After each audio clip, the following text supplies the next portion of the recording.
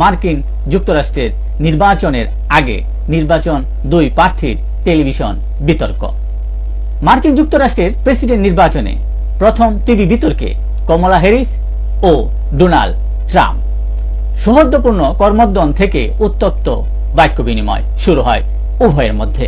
পরস্পরের বিরুদ্ধে মিথ্যাচারের অভিযোগ, অভিবাসন, অর্থনীতি, বৈদেশিক নীতি সহ নানা ইস্যুতে দুই প্রেসিডেন্ট প্রার্থী একে অপরকে তুলোধুনো করেন।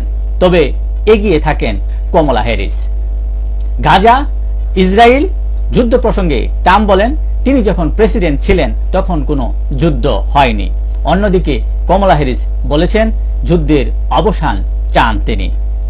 টিভি বিতর্কের ইতিহাস। 1960 সালে মার্কিন নির্বাচনের প্রথম টিভি বিতর্কটি যুক্তরাষ্ট্রের অগণিত মানুষের মন জয় করেছিল। সে সময় তথা 1960 সালে প্রথমবারের মতো টেলিভিশন বিতর্কে অংশ নেন দুই দলের দুই প্রার্থী, জন এফ কেনেডি ও রিচার্ড নিক্সন।